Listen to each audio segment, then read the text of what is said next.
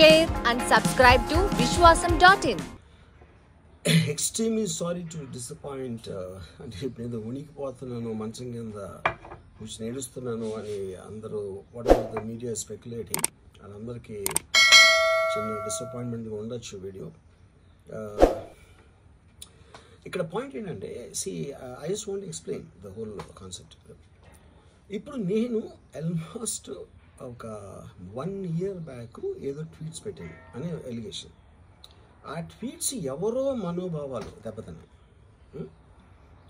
ఇక్కడ విచిత్రం ఏంటంటే 1 year బ్యాక్ పెట్టిన ట్వీట్స్ 4 డిఫరెంట్ ప్లేసెస్లో 4 డిఫరెంట్ జ్యూరిస్డిక్షన్స్లో 4కి ఒకే 3-4 రోజుల వ్యవధిలో వాళ్ళ మనోభావాలు దెబ్బతిన్నాయి. వాళ్ళు ఆ పరంగా కంప్లైంట్ ఇవ్వడం, కేసులు పెట్టడం జరిగింది. ఇక్కడ పాయింట్ 1, ఎవరి మీద అయితే నేను పెట్టానని వాళ్ళు చెప్తున్నారో వాళ్ళకి లేదు, ఎవరో థర్డ్ పార్టీ, అసలు సంబంధం లేనివాడు. సో ఆ కాంటెక్స్ట్లో అసలు ఈ కేసు ఎలాగా, ఈ సెక్షన్స్ ఎలా వర్తిస్తాయి అనేది అప్పుడు ఆబ్వియస్గా నాకు వచ్చే అనుమానం కానీ, నాకు కానీ నా మనుషులు కానీ, ఇది ఒక పర్సిక్యూషన్ చేయటానికి ఒక పద్ధతి ప్రకారం ఉన్న అలౌబుల్ లాస్ని వాడుతున్నారా, లేకపోతే ఇప్పుడు వరల్డ్ ఓవర్ ఒక ఫినామినా ఏం జరుగుతుందంటే పొలిటికల్ పార్టీస్ వాళ్ళు they are weaponising the systems of the police. అది అమెరికాలో జరుగుతుంది, యూరోప్లో జరుగుతుంది, ఇక్కడ కూడా జరుగుతుంది.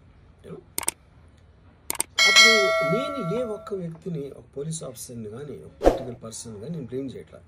I think it happens in certain ఒక ఏమంటారు దాన్ని, ఒక వే.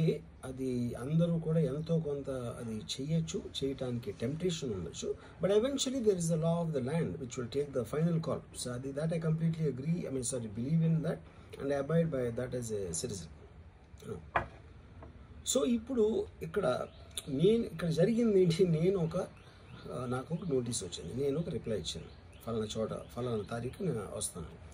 అప్పటికి నాకు జరుగుతున్న పని ఆన్ గోయింగ్ షెడ్యూల్ ఉంది కాబట్టి, నాకు ఫిలిం వర్క్ ఉంది కాబట్టి అవ్వలేదు. అండ్ ఇట్ ఈస్ వేరే ప్రొడ్యూసర్ చేస్తాను, ఆ ప్రొడ్యూసర్కి కష్టం వస్తుంది కాబట్టి నేను మళ్ళీ టైం అడిగాను.